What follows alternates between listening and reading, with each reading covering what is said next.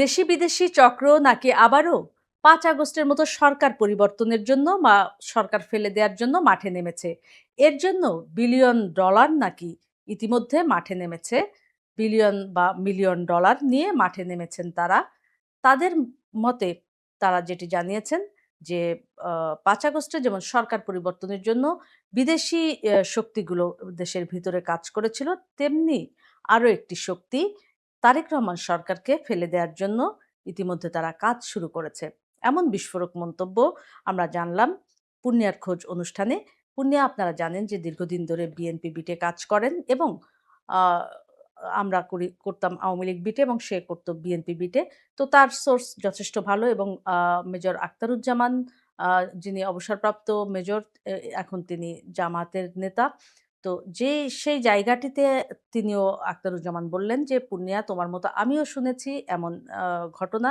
তবে এরকম ঘটনার বিষয়টি আরেকটু ক্লিয়ার করলেন আ সিনিয়র সাংবাদিক এনায়েত কবির। তিনি তার একটি বিশ্লেষণে বলছেন যে, ইতিমধ্যে যে একটি নজিরবিহীন ঘটনা ইতিমধ্যে আপনারা নিশ্চয়ই শুনেছেন যে ১৫০ জন সামরিক কর্মকর্তা নৌবাহিনী, সেনাবাহিনী, বিমান বাহিনীর তাদের বিভিন্ন সময়ে তাদের চাকরি চলে গিয়েছিল বিভিন্ন অপরাধের কারণে।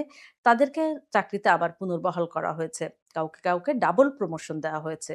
যেমন আমান আজমি, গোলাম আজমের পুত্র, আ অবসরপ্রাপ্ত কর্নেল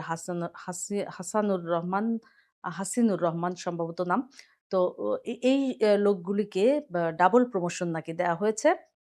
এবং উনি আরেকটি কথা বললেন যে ৫ আগস্টের যে ঘটনা, সেই ঘটনায় এই ১৫০ জনের মধ্যে প্রায় ৯০ আ ৮০ জন সরাসরি ওই সরকার পতনের আন্দোলনের সঙ্গে যুক্ত ছিলেন। তাদেরকে এক অর্থে পুরস্কৃত করা হচ্ছে এমন তথ্য তিনি বললেন এবং এছাড়াও আরো বেশ কিছু এইসব অফিসারদেরকে নিয়ে বলছিলেন, একেকজনকে নিয়ে তিনি বেশ কিছু তথ্য দিচ্ছিলেন। আমি যদি আসলে এতটা বলতে যাই এই ভিডিও বেশি বড় হয়ে যাবে।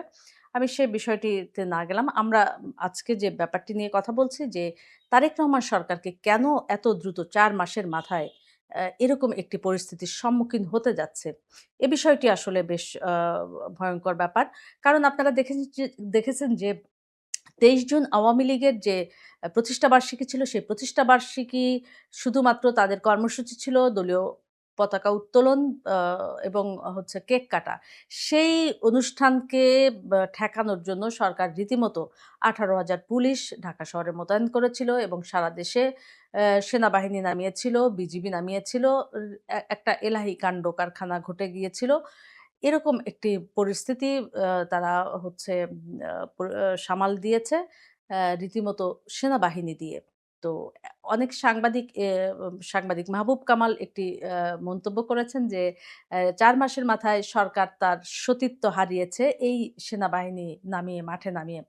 তো সবকিছু মিলিয়ে আসলে আমরা যে বিষয়টি দেখছি এবং মেজর আখতারুজ্জামান বলার চেষ্টা করছেন যে এই ঘটনাটি আসলে যেটা হচ্ছে যে যদি জুলাই সনদ সরকার টেবিলে বাস্তবায়ন করে ফেলে তাহলে হয়তো কোনো সমস্যা নাও হতে পারে বা ঘটতে পারে। কিন্তু যদি রাজপথে এই ঘটনা সমাধান হয় তাহলে কিন্তু আওয়ামী লীগ সরকারকে যেভাবে চলে যেতে হয়েছে সেভাবেই এই সরকারকেও হয়তো চলে যেতে হবে। কারণ বিজয় তখন জামাত ইসলামেরই হবে।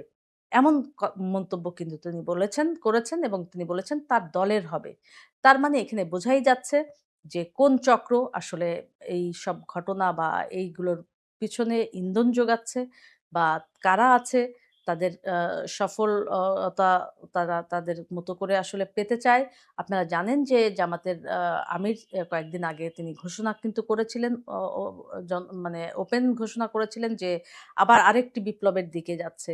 তো এখানে বোঝাই যাচ্ছে আসলে কোন শক্তি দেশি বিদেশি কোন শক্তির সাথে কোন শক্তি মিলিয়ে আবারও এই সরকারকে পতন ঘটানোর চেষ্টা চালিয়ে যাচ্ছে। তো আমরা চাই যে কোনো ধরনের অপ্রীতিকর ঘটনা যেন বাংলাদেশে আসলে না ঘটে। কোনো রক্তপাত বাংলাদেশের মানুষ আসলে আর দেখতে চায় না। শান্তিপূর্ণভাবে যেকোনো ঘটনার মীমাংসা হবে এটি সবাই প্রত্যাশা করে। দর্শক আজ এ পর্যন্ত। এতক্ষণ সঙ্গে থাকার জন্য অসংখ্য ধন্যবাদ। আপনাদের মতামত জানাতে ভুলবেন না।